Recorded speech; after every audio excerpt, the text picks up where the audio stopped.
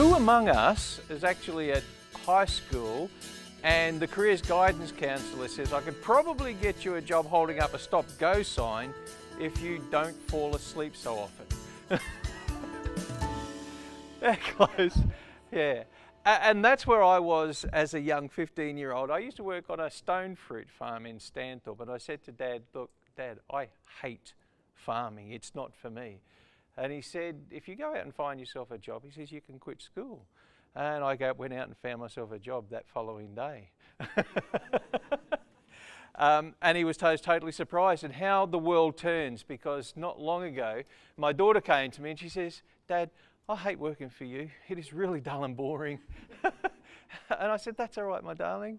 If you go and find yourself a job, you know, you can quit. She says, that's good. I've found one already. Oh, okay.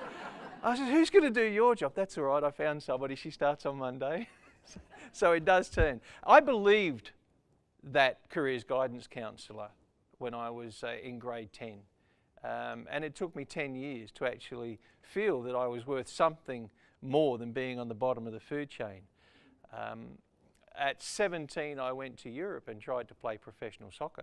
And I was pretty damned fast. When you grow up dodging the sorts of things that I had to dodge around Stanthorpe, which was the school bully, you know, rugby league balls. I was the only kid in my school that played soccer, so of course I was gay. And I played reasonably well. I started a game in front of 70,000 people, which blew my mind. You know, when in Stanthorpe, rush hour at Stanthorpe was the cows, you know, crossing the street for milking. And I broke my ankle in that game, so I never actually went any further than that. Phoned up Dad, said, Dad, I started today. He said, yeah, how'd you go? I said, 70,000 people, how did you go? I said, it was just brilliant, passed the ball. How'd you go, son? I broke my leg, and I'll be home, you know, on Wednesday. About 25, I discovered learning, and I went to university. In fact, I had to do high school, and then I had to do TAFE. And then I went to James Cook University and got my first degree, and I realised that I actually liked being a student of business and a student of management. What I'm going to share with you today is some of the knowledge that I've encountered and reformatted during my journey. After I finished the accounting degree, I actually got pass considered, and those among us who have got some academic studies behind them know that a pass conceded is actually a fail, and you're allowed one fail in your degree. And my failure was mathematics, and I'm an accountant, or wasn't, you know, wanted to be an accountant, so I really couldn't handle it. So I did that subject again, and I got another pass conceded. So it really was a bit irritable. So I then did a graduate diploma in applied finance, and I did that maths degree. And that really turned me on. So then I did some diploma type studies. Then I did an MBA. Then I had the CPA studies. So I've spent probably 15 years of constant study. And the things that I've learnt are that you put aside most of what you learn at university, because university teaches you how to learn, but the stuff that it teaches you, really, I ascribe to the theory that the stuff you learn is probably out of date before you put your books into the slot and worry about the next subject.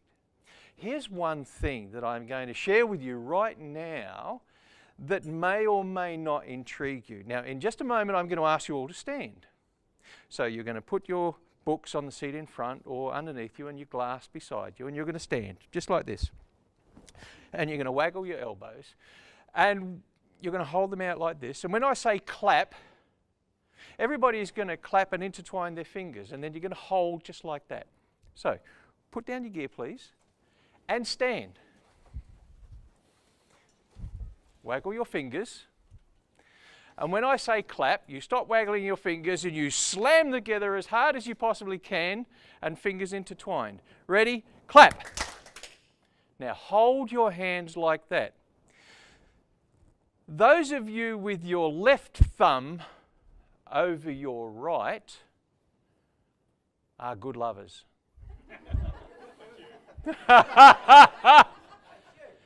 Those of you with your right thumb over your left just like talking about it. And before you ask, those with their thumbs together, just think they're good lovers. Today, the topic is business planning. And it's not the stuff that I learnt at university. It's a derivative. At university, and I actually did lecture at university, at QUT, my alma mater, where I did my MBA. I've lectured there for about 9 years, and my subject was entrepreneurship. And the 50% exam at the end was actually writing a business plan. Here's some of the secrets that I learnt not to do at university. Not to take this particular knowledge into the real world.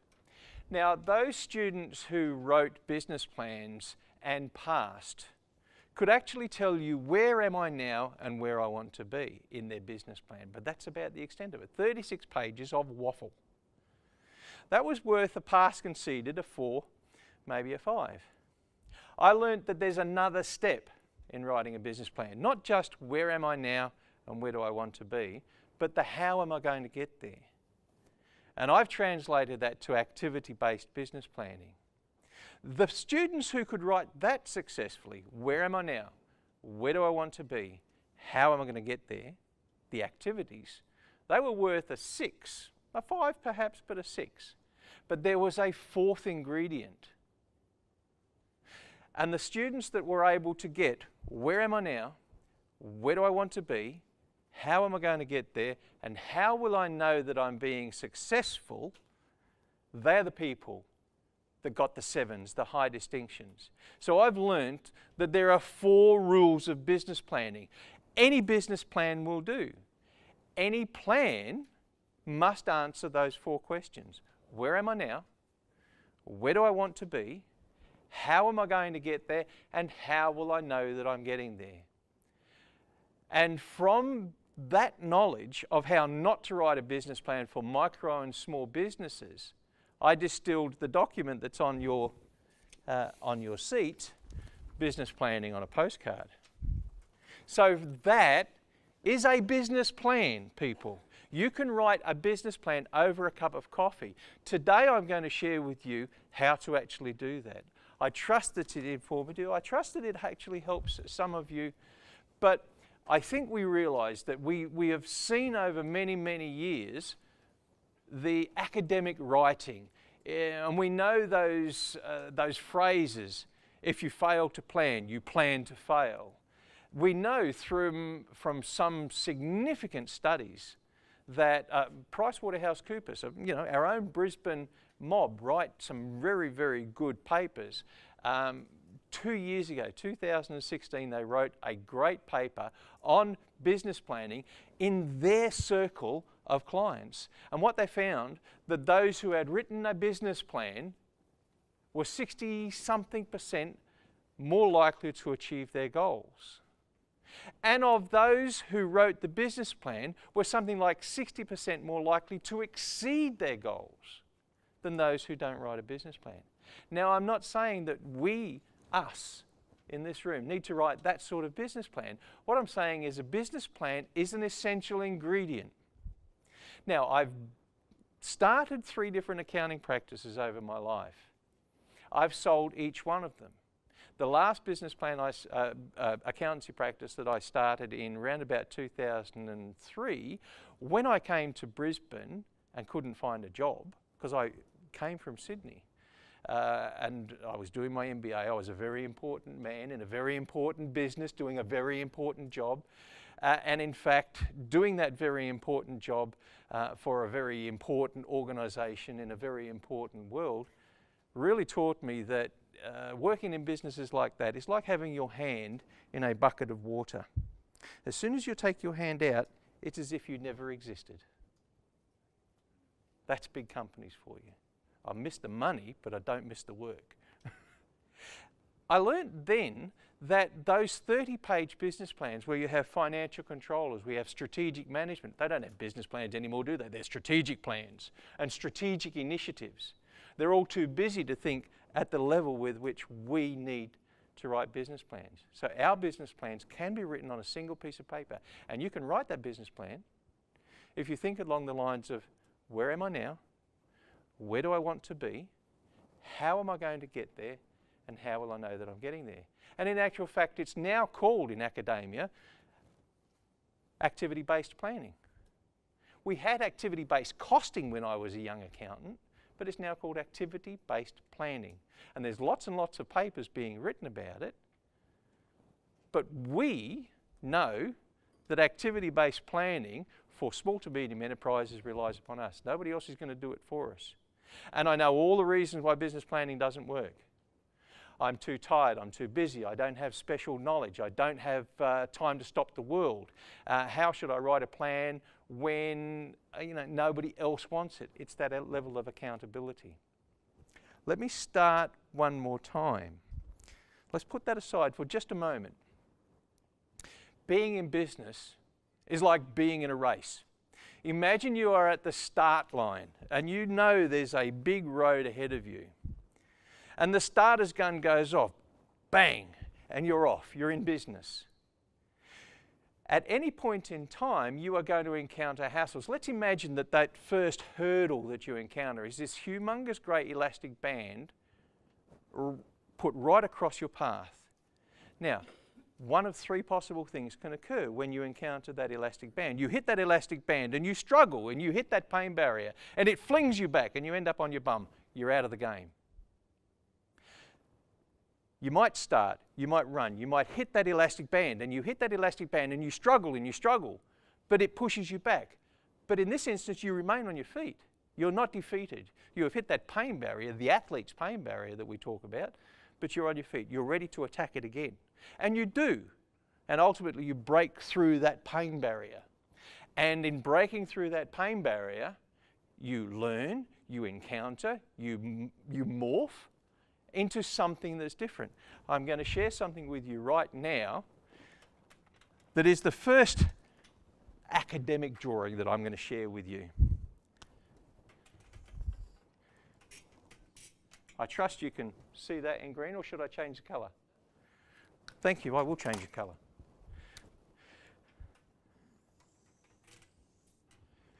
There are 7 stages of business success. I start a business. I've got a job. I've got a nightmare. I've got a business. I've got a franchise. I can exit. Of those 7 stages, we can write a business plan that is commensurate with each one of those stages now. We've learned that if we're activity-based planning, we don't need to write a business plan at startup that is a business plan for a mature exit strategy type business plan. Our goal is to write a business plan that will help us break through the very next hurdle, the first pain barrier, the second pain barrier, the third pain barrier. Look at this.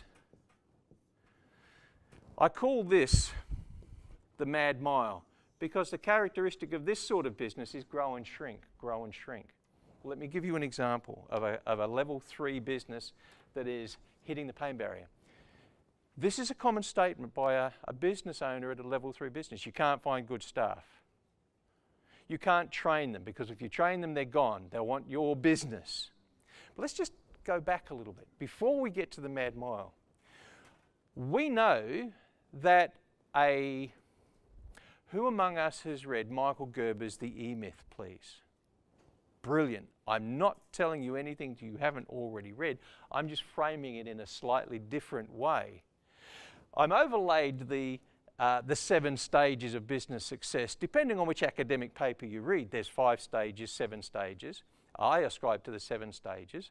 The 7 stages of business success start with that technician in us. The technician in us starts a business, an accountant because I know how to do tax, a plumber because I have a plumber's qualification, trade qualifications, a dentist.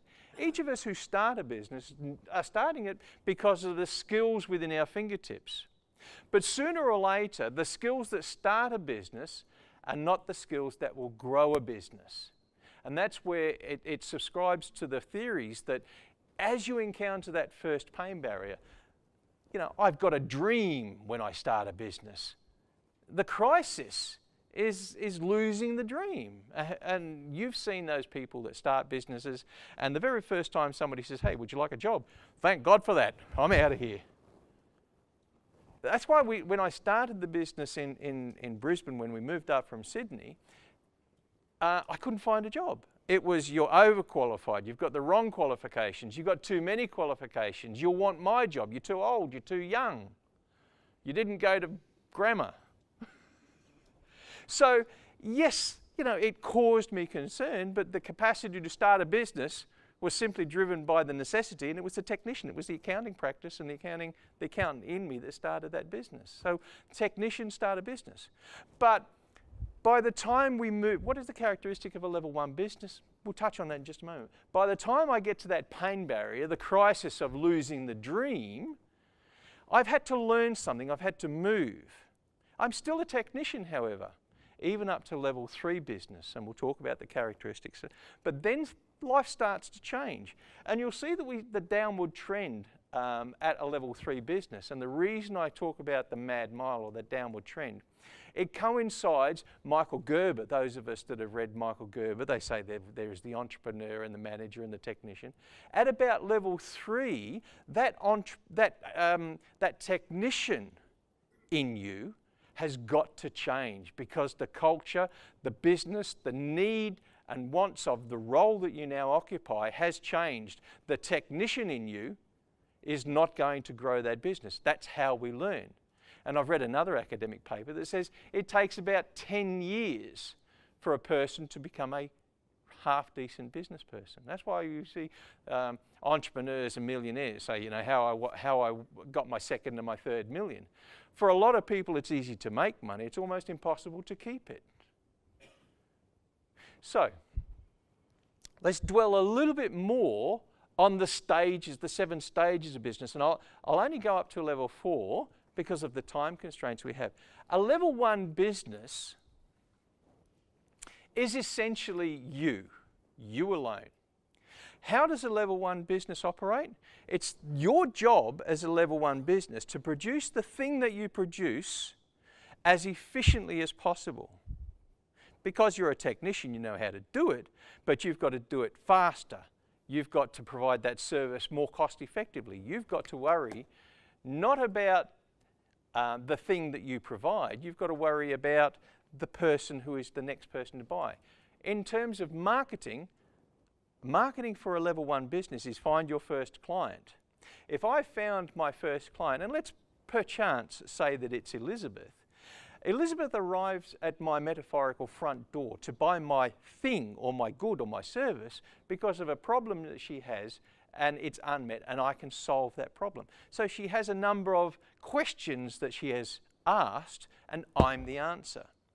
But if I push Elizabeth aside one little bit, I've got another and another and another who arrive at my metaphorical front door because they've asked themselves the same questions. They've arrived because I'm the answer to the same questions.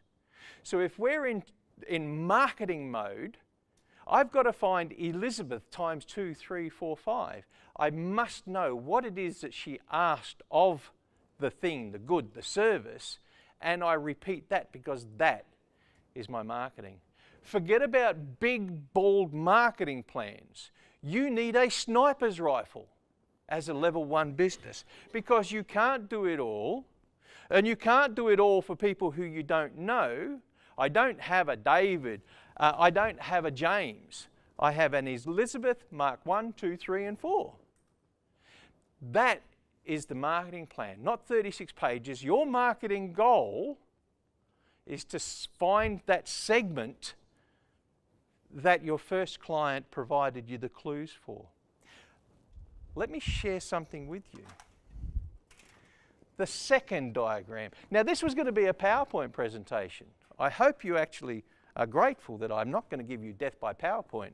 I'm just going to give you 2 drawings.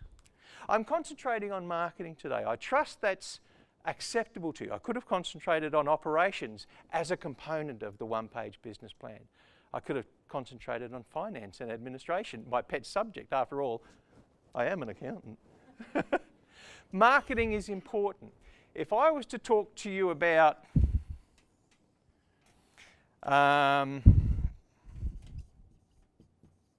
Market penetration, that's an academic word,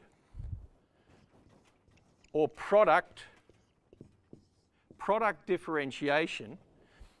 This actually was created by a chap called Ansoff.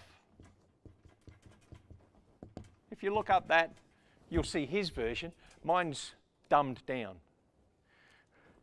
So if I talk to you about you're a startup business or a level 1 business, and the characteristics of a level 1, the business is you. Every phone call comes to you. People want you. It's your skill and experience they've heard about. If I talk to you about marketing for a level 1 business, you've got to be selling the same stuff to the same people time after time after time. We talked about operations where I said you've got to drive the efficiency of producing it, but in terms of the marketing, you've got to actually work out why did Elizabeth buy from me so that you can tailor your marketing to Elizabeth. Irrespective of Elizabeth, the person may not come back, but the characteristics of Elizabeth, the same stuff to the same people, you've got to find her. That sniper's rifle is the most critical thing you've got. Don't try to do everything to everybody. A level 1 business, same stuff to the same people. What is the pain barrier? What's that crisis? If that crisis actually is the crisis of losing the dream, that elastic band that is across that racing track that we used as our analogy, you've hit that and you've been flung back and you are on your bum. You could get hit that and you get but you're still on your feet. The ultimate stage is you actually break through that. You've broken through the pain barrier. It's a good thing. The bad thing, there's a few more to actually go. Let's talk about a level 2 business, a stage 2 business. So in academic text, a stage 2 business is that the phone is ringing and your reputation precedes you. You are still a technician. But there's other people now drive inquiry to your business. Elizabeth talks to David, and David said, I wonder if that will help me. David has arrived there via a slightly different road, and David, as a consequence, has a slightly different problem to solve. It's most likely that I can solve it, and I can solve it without doing any significant alteration to the thing, my good or my service. So the phone is ringing. In actual fact, we're talking about market penetration here. What we forget now at a level 2 business, my marketing plan has got to be, I've got to sell the same stuff. I'm too small to go broad. I can't use a shotgun, but I can use a second sniper's rifle. I don't have to invest more in tooling, in technology. Maybe he wanted it red and I've been selling green. Or maybe you want it packaged in 32 and I've only been selling them in packages of 2. Maybe the route to my goods or service have morphed into something slightly different. But a level 2 marketing doesn't mean we've now put aside level 1 marketing. And this is where a lot of people also make that mistake. You can't gravitate to one unless you have learnt the lessons of the predecessor and you are doing it well. So you've got to still be servicing the Elizabeths with great certainty, you've got to surround them with warm and fuzzies because that's your bread and butter. The Davids are your cream. So that growth factor in a level 2 business is learning how to move your product or your good or your service so that it answers another segment. You know, where I write people, I hope you can interpret that as market segments, that complicated little thing. Let me digress. Just one moment, please. What is marketing? Anybody? Holy snap. MBA stuff. Let's dumb it down. What is marketing? Getting yourself out there. Communicating your message. Selling? Brilliant, because it's not. Selling and marketing are necessarily two different things. A really smart guy back in the 70s said that a business should not think of itself as selling products or services. It should think of itself as a customer acquirer and a customer satisfier.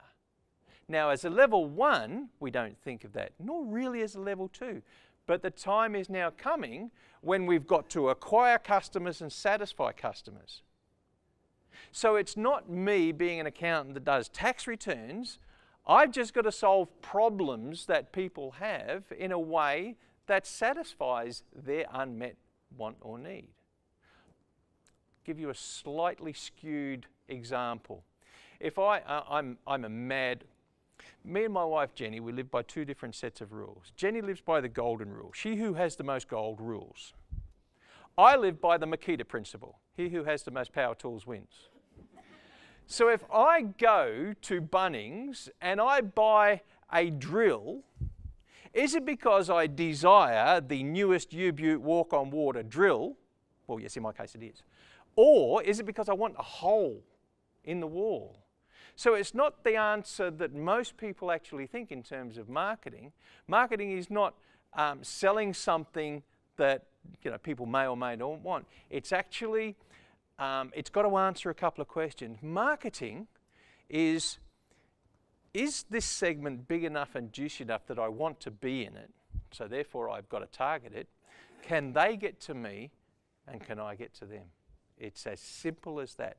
All your marketing, and if you're like me, you've tried every sort of marketing buzzword out there. I've done it all from the unaddressed mail campaign to the networking to buying very, very large adverts to banners. We all try these things, but most of the time it's like we are a honeybee. We flit from idea to idea. We never give it time to germinate. And when I said that you've got to be doing number 1 marketing successfully before you move to level 2, it's that pain barrier. You can't beat and do it because you are uneconomic. You are doing stuff that is not going to return your investment. So pay particular attention at a level 1. Don't worry about the promise. Don't have world domination as your password. You just need to find the very next client. At your level 2, I've got to sell the same stuff, but I've got to find new people. I'm into market penetration. So, a level 2 business, the characteristics of a level 2 business. The phone is ringing, you're getting busy, but other people are calling you. Word of mouth is your biggest advantage because people are talking about you. They want to help. I would suggest that your marketing strategy is to encourage the people that buy from you, your good or service, to be your marketing team. Who among us get unsolicited phone calls because somebody talked about us? Come on, be honest, we all do. It's funny, in micro and small businesses, I've done a lot of research at uni and things like that. The top 3, and us small businesses, we only have 3 possible sources of inward inquiry. Word of mouth and people talking about us is always number 1 or number 2. And we don't plan it. We don't manage it. We don't measure it. And we don't actively fertilize it and make it work harder and harder for ourselves. I'm saying to you that now, the level 2 business, word of mouth is your biggest plan.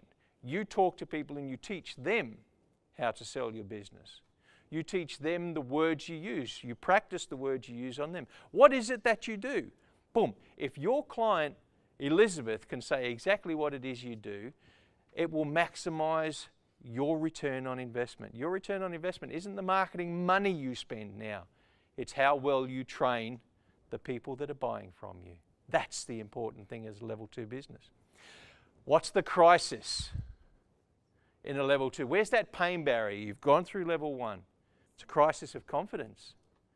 Because you now realize that this business has actually got you. You've got a job. Let's talk about, you've passed through that. You know, things have begun. You know now at a level 3 business that the money in the bank account is not yours. It's creditors, it's taxman's, it's your staff. You know that you can't do it all. You know that you need help. And funny enough, some of the things that we as technicians do is that we try to find somebody who doesn't possess the skills we do. We say, I can do this. I've got to find somebody who can do that. And funnily enough, one of the biggest things we do when we're hitting this crisis of 3 is we're a technician. I'm a dentist, or I'm a boiler maker, or I'm a tradie, electrician, or a pest control guy. Is you find somebody and you want them to do your bookkeeping. And you give them a computer and you give them a program and you put them in that door and you hope like hell that they have got your best interests at heart. And then one day you find out that they haven't. They've absconded with all your money. They really don't care. They weren't as skilled as you thought. You, the technician, employ somebody that you don't know how to manage, you don't know how to control. And you say, I can't find good staff. The crisis at a level 3, that pain barrier, is that you have a nightmare and you know you can't do it all and you realize you need help, but you're thinking like a tradesperson, not like a manager. So let's just turn this swiftly around again.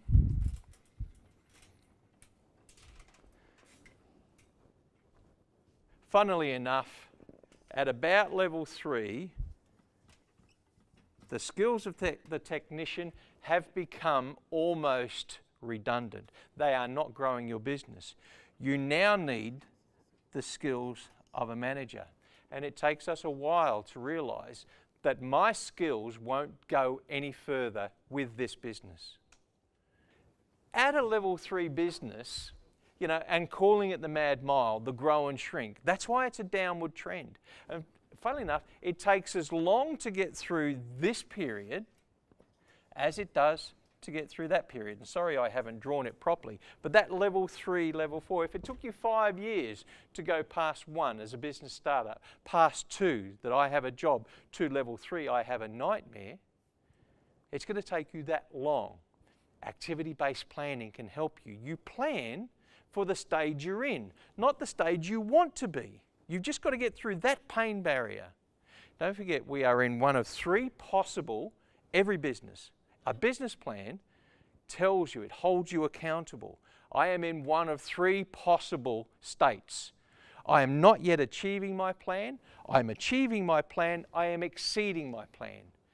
We, micro and small business owners, do not like being held accountable. We do not like rules and regulations. This is my business. I started it. So we are inherently run away from the accountabilities that a business plan puts upon us. We run away from being accountable for our conduct, and we start forming. This is where we really start forming the bad habits, where we should be a manager of the scarce resources. Money is not the scarcest resource. Anybody take a punt? What is the scarcest resource to a level 3? Their time. Exactly. Exactly. How did I learn this? I'm an accountant, have to do my own tax returns. Like a plumber with a leaky tap, or a builder with a door that's half hanging off, or a mechanic who drives a bomb, I was there of a Saturday afternoon doing my business activity statement, and my wife came out, dressed up. What you doing? I said, I've just got to do this, Bass. It was due yesterday, and I've just got to get it done. She says, you forgot, didn't you? Forgot what? What did I forget? It's my best friend's 50th wedding anniversary. Oh, look, you go. She says, how long have you been doing our Bass? I says, oh, ever since we started. How much do you earn an hour when you bill your clients? I said, $300. She says, how much does your bookkeeper charge you? I said, $50. She says, I'm going to the party. Do whatever you want. You know, that false economy is in us all. And we've all been there. We all do it. And I've done it. So, a level 3 business, let's just now go to a level 3 business's marketing activity.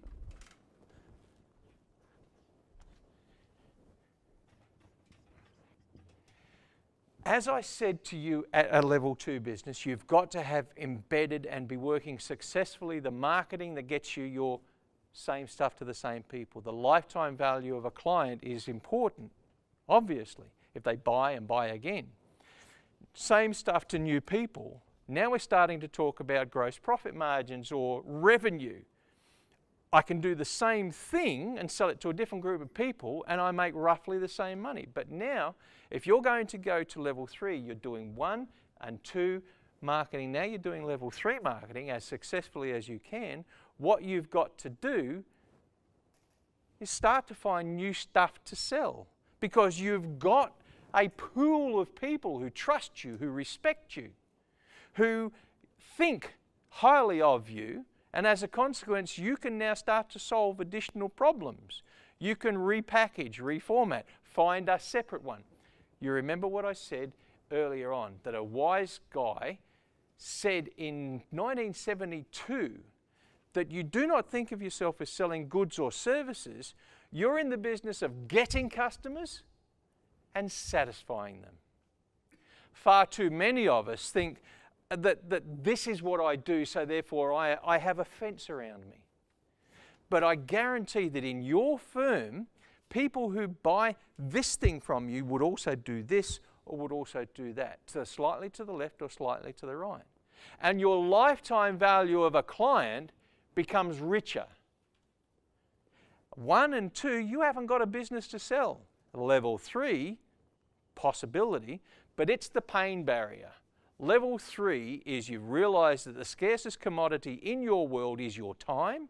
You realize you desperately need help, but it's the skills of the technician that are holding you behind because you're thinking like a technician, you're not thinking like a manager and allocator of resources. You've got to push costs down. You've got to push revenue up. You've got to be accountable to the government, to creditors, to debtors, to deadlines. You've got to be responsible for people. How many of us have sat of a Friday night, say, I'm the most overworked person, I've got 3 vans, but only 2 of them are in my yard. I don't know where the other one is. He's probably broken down, got a flat, hit a wall, and he's parked it. His missus has picked him up. He's at home, and I'm worrying about paying him. They're the characteristics, the wrong characteristics. If you want to survive this crisis of you can't do it all, you realize you need help. I'm only talking about marketing. I've got operational knowledge there that you should be asking about. How do I make my level 3 business? You're only talking about marketing. Let me give you a quick hint. Duty statements and job descriptions. We are in process mode. As a manager, to make the most out of the scarce resources we have, we need the systems and processes. The very first thing you need, because you've now got people, including yourself, is duty statements and job descriptions. Lay down misère. That's it.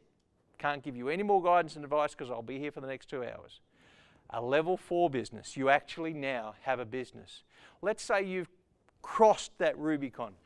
And I dare say you are going to cross it again and again and again. But by the time you have a level 4 business, who's going to help me fill in this? There you go. See? Yeah. Oh. Didn't have to be here. And according to my old mate Ansoff, who wrote this in the 80s, you are now encountering both product differentiation and market penetration. Funnily enough, when I act as a broker and I am acting as a buyer's agent, I am using either one of those strategies. Rarely am I using them both, because it's hard to do. And I've done a lot of mergers and acquisitions, and I ascribe to the theory and the knowledge that on average, most mergers and acquisitions actually destroy value rather than create value.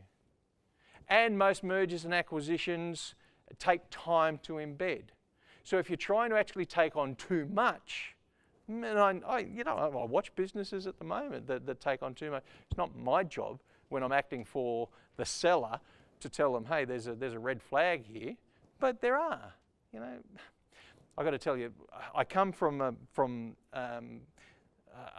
background in finance and administration, and my job in one particular organisation was to do the mergers and acquisitions.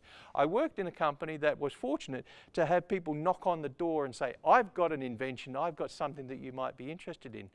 And it was my job to go out there and investigate and do the due diligence. And it was a great fun, right up until the time when I had a CEO, and the CEO loved the Friday afternoon lunches, loved big noting himself, and loved making promises that he couldn't keep.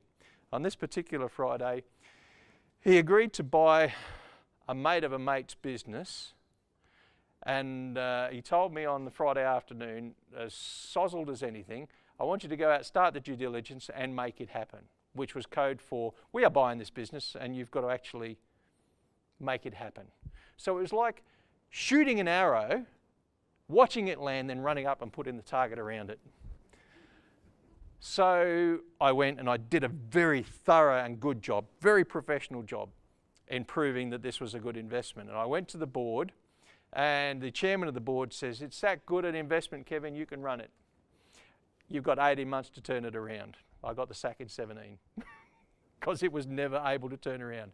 The only saving grace is the CEO got the sack in 15 months. As a level 4 business, you must embed these 3 first. So, in your plan, the marketing aspect of selling new stuff to new people is both product differentiation and market penetration. You can't get there, and you shouldn't try it if you're a level 3 business, if you're still working from a technician's perspective. And you can't do it either. It will just chew up your money. It will chew up your resources. It will chew up your reserves. Because don't forget, if we dumb down a business, it has marketing and selling, it has finance and administration, and it has the operations, the things we do. It's like keeping those 3 balls up in the air at the same time. We haven't talked about marketing and selling in isolation, but we've actually concentrated on it. Now, grab this document. I'm conscious of time. I'm conscious I've got about 10 more minutes. We are going now to just explore this postcard plan. So, in my previous world, I trademarked business planning on a postcard, and I created a 90-day program around guidance and advice in this. Business planning on a postcard, that's because the one-page business plan was gone. Somebody already had it. Damn it.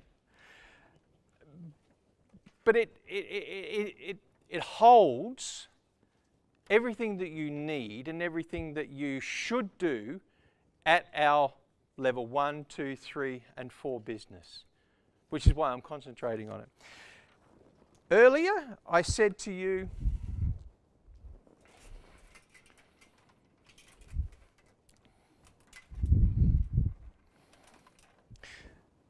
that you write your business plan for the circumstances and the stage of business that you are.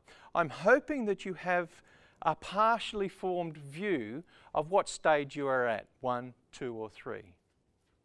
I'm hoping that you have taken down those 4 key questions that every business plan can answer. What were they? Where am I now? Where do I want to be? How am I going to get there? And how will I know? What's my measuring stick? And I told you that the university students who could write a business plan the old-fashioned way of 36 pages plus 12 pages of financials and 5 pages of market evidence got a 7 if they could distill down, and I could see that they had attempted to answer those 4 questions. Where am I now? And where do I want to be? That gap analysis is of itself a valuable thing, because where I am and where I want to be must necessarily be 2 different things.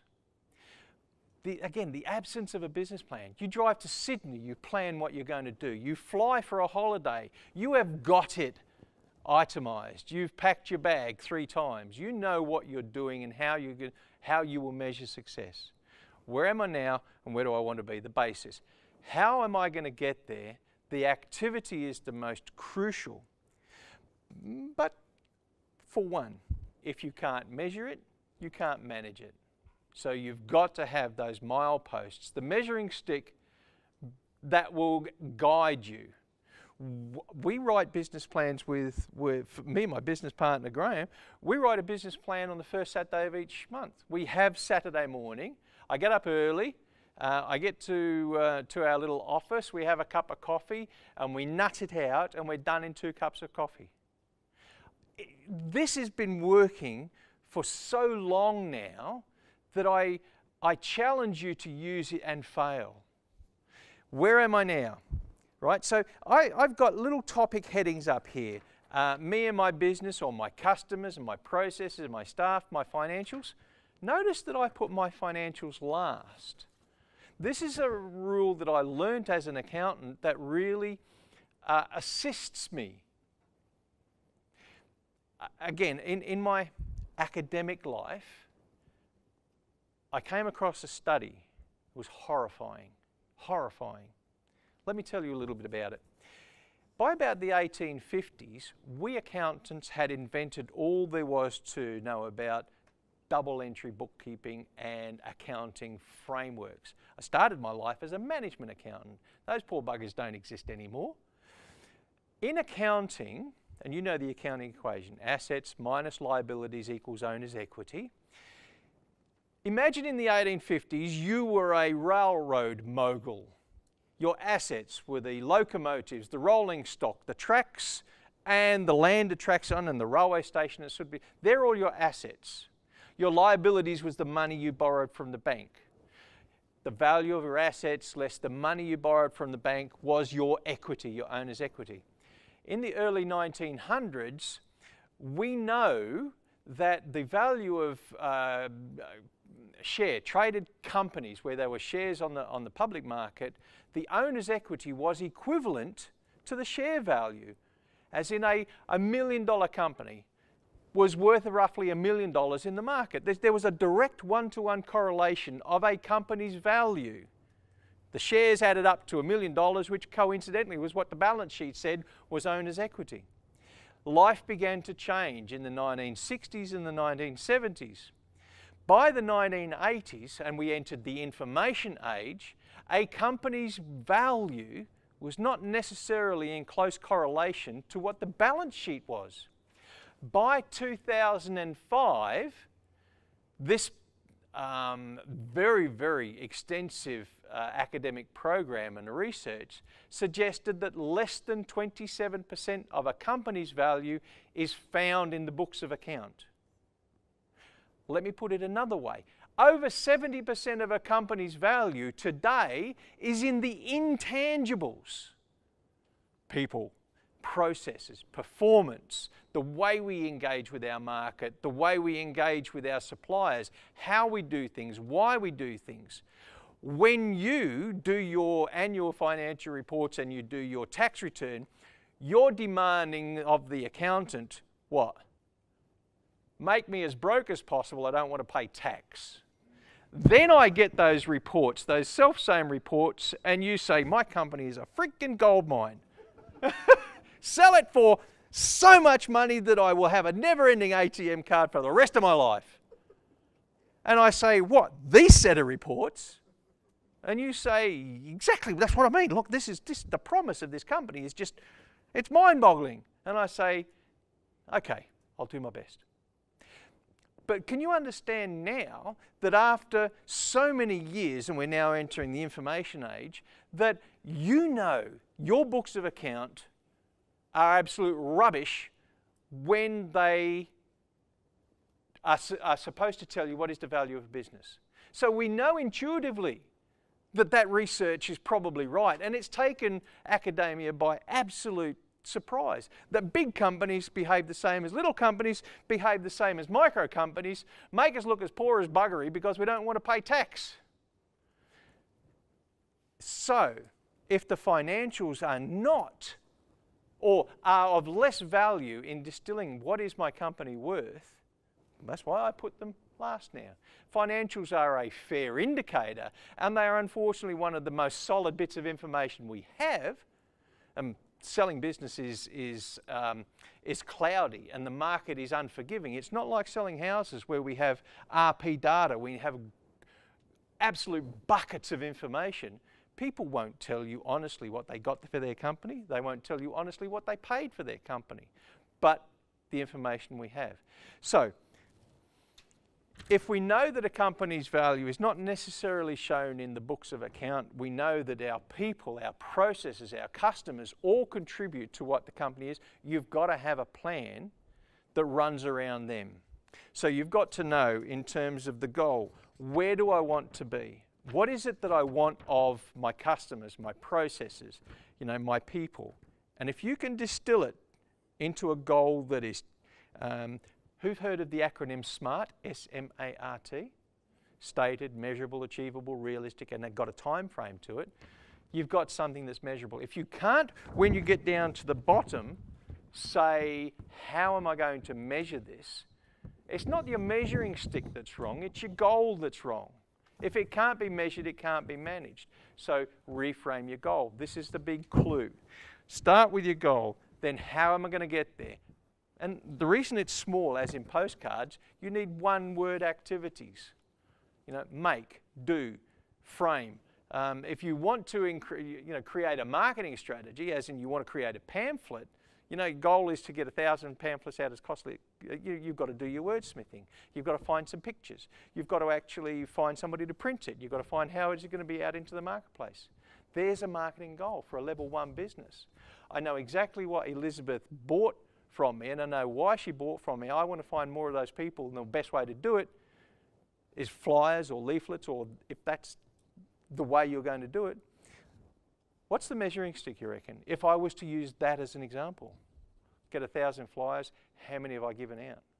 How many of you actually have a plan for your business cards?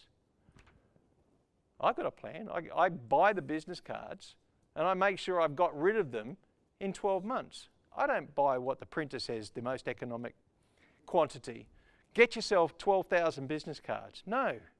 I got another set of letters after my name in the last 6 months. I've got to throw all those business cards away. So you've got a plan for your business cards. One of the marketing things that I do is I read many years ago that the average pen goes through about 17 sets of hands before it runs out of ink. So I buy 300 pens once a year, and my goal is to get rid of all 300 pens in 12 months. That's a plan. It's not a complicated plan. It's just a plan. Get rid of business cards, business pens. If you're going to do this sort of stuff, how many of us have got 12-year-old letterheads in a cupboard somewhere in the bottom of your drawers from your previous iteration company? Yeah. See? Because the printer said, oh, you've got to buy economic quantities. No, you don't. Buy how many you want to actually use. So, the distillation. What are the 4 questions your business plan should answer? Where am I now? Where do I want to be? How am I going to get there? And how will I know that I'm going to get there? What are the 7 stages? Level 1, level 2, level 3, level 4 are the only ones you really need to be interested in. And your operations and your financial and your marketing plans should be written commensurate with that business in mind. Dumb it down, write it over a cup of coffee and work it for a month. And the reason you can do it on that paper is the cheapest thing you do. You staple the next one on top of that. What went well, what didn't go so well. Now, there is nothing for sale here. If you want, I will send you an e-report that provides a little bit more analysis on how to physically do this. And it's got in the appendix Carl Gould's address and the books. It's also got Michael Gerber. I really think Michael Gerber adds value to us as micro businesses, irrespective of the fact that Michael Gerber wrote it in the 80s, and irrespective of the fact that he's made millions by writing more and more and more, just buy the first book. It is worth revisiting.